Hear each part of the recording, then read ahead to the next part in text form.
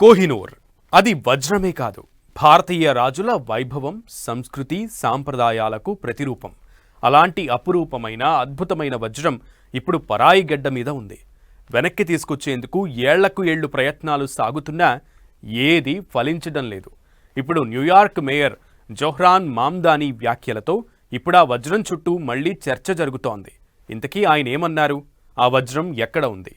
కోహినూర్ చరిత్ర ఏంటి? కోహినూర్ భారతీయ సింహాసనాల వైభవం. కోహినూర్ డైమండ్ చుట్టూ మళ్లీ చర్చ. న్యూయార్క్ మేయర్ వ్యాఖ్యలతో డిస్కషన్.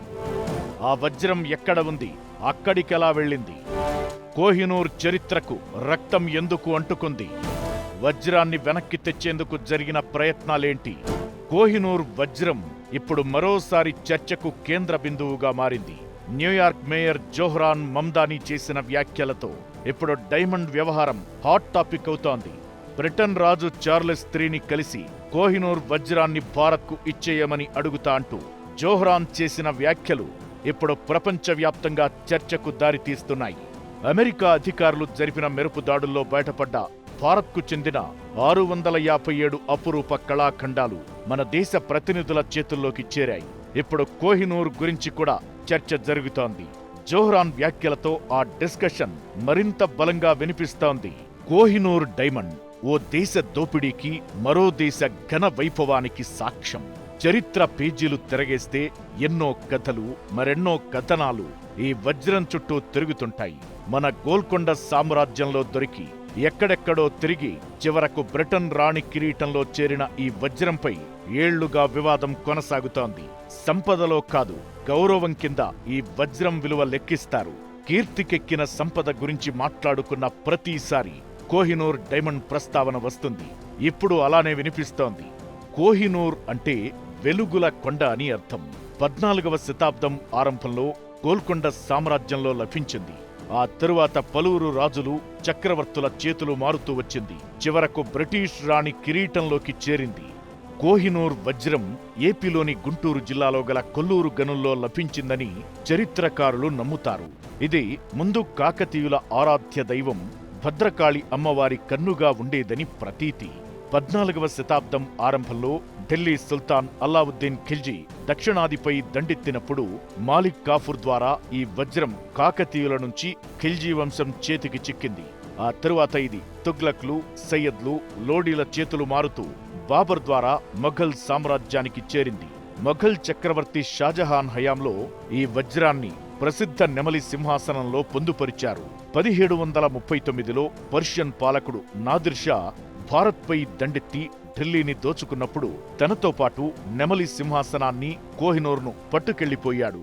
ఈ వజ్రానికి కోహినూర్ అని పేరు పెట్టింది నాదిర్ షాని. అతని మరణం తరువాత ఇది ఆఫ్ఘాన్ పాలకుడు అహ్మద్ షా అబ్దాలీ చేతికి చేరింది. 1813లో ఆఫ్ఘాన్ పాలకుడు షా షూజా తన ప్రాణరక్షణ కోసం పంజాబ్ కేసరి మహారాజా రంజిత్ సింగ్ శరణు కోరి దానికి ప్రతిఫలంగా కోహినూర్ను ఆయనకు బహూకరించాడు. అలా వజ్రం తిరిగి భారత్కు చేరింది. 1849లో రెండో ఆంగ్లో సిక్కు యుద్ధం తరువాత బ్రిటిష్ వారు పంజాబ్ను ఆక్రమించారు. అప్పటి పాలకుడు చిన్నబాలుడైన దులీప్ సింగ్తో బలవంతంగా లాహోర్ ఒప్పందంపై సంతకం చేయించి వజ్రాన్ని విక్టోరియా రాణికి బహుమతిగా ఇచ్చేలా చేశారు. 1850లో ఇది అధికారికంగా లండన్ చేరింది. ప్రస్తుతం ఇది బ్రిటన్ రాణి కిరీటంలో మెరుస్తోంది. భారత్ దీనికోసం ఎన్ని ప్రయత్నాలు చేసినా అది ఇప్పటికీ లండన్లోనే బందీగా ఉంది. చరిత్రలో చాలా పేజీలు ఉంటాయి. అయితే అందులో కోహినూర్కు ప్రత్యేక స్థానం ఉంటుంది. ఎన్ని తరాలు మారినా కోహినూర్ ప్రస్తావన లేకుండా సంపద గురించి మాటలు ఉండవు. అలాంటి వజ్రాన్ని తీసుకువచ్చేందుకు జరిగిన ప్రయత్నాలు ఏంటి? అసలు కోహినూర్ చరిత్ర అంతా రక్తంతో ఎందుకు తడిసింది? రాజసానికి, దర్పానికి ప్రతీకగా నిలిచిన కోహినూర్ వజ్రం చరిత్ర సమస్తం రణరంగ రక్తసిక్తమే. ఈ వజ్రం ధరించిన తరువాత చెడు జరిగిన సందర్భాలే ఎక్కువ. వజ్రాన్ని ఇంగ్లండ్కు నౌకలో తీసుకెళ్తుండగా ఆ నౌకలో కలరా వ్యాపించింది. వజ్రం ఇంగ్లండ్ గడ్డపైకి వచ్చిన రోజునే రాణి విక్టోరియాపై హత్యాయత్నం జరిగింది. అప్పటి ప్రధాని రాబర్ట్ పీల్ గుర్రం మీద నుంచి పడి మరణించారు. కోహినూర్ ఎక్కడ పుట్టిందో చెప్పే ఆధారాలు లేవు. గోల్కొండ రాజ్యంలో ఓ గుడిలోని దేవత కంటిలో కోహినూర్ వజ్రం ఉండేదని, ఆ కంటిలో నుంచి తీసుకురావడం వల్లనే కోహినూర్ వజ్రం వల్ల చెడు జరుగుతుందనే నమ్మకాలు ఉన్నాయి. వజ్రం విషయంలో రకరకాల నమ్మకాలు ప్రచారంలో ఉన్నాయి. దీన్ని స్త్రీలు ధరిస్తే మహాశక్తిమంతులవుతారని, పురుషులు ధరిస్తే అరిష్టం తప్పదని అంటారు. వజ్రం చేతికి చిక్కిన ప్రతి రాజు చక్రవర్తికి దారుణమైన మరణాలే సంభవించాయని చరిత్ర చెబుతోంది. ప్రస్తుత మార్కెట్లో కోహినూర్ వజ్రం విలువ దాదాపు 10 కోట్ల పౌండ్లు, అంటే మన కరెన్సీలో దాదాపు 1000 కోట్ల పైనే. కోహినూర్ను వెనక్కి తెప్పించేందుకు భారత్ చాలా కాలంగా ప్రయత్నాలు చేస్తోంది. అయితే దాన్ని వదులుకోవడానికి ఇంగ్లండ్ ఇష్టపడటం లేదు. వజ్రాన్ని తాము దోచుకోలేదని, హక్కుగా పొందామని వాదిస్తోంది. స్వాతంత్ర్యం వచ్చినప్పటి నుంచి కోహినూర్ కోసం భారత్ ప్రయత్నిస్తూనే ఉంది.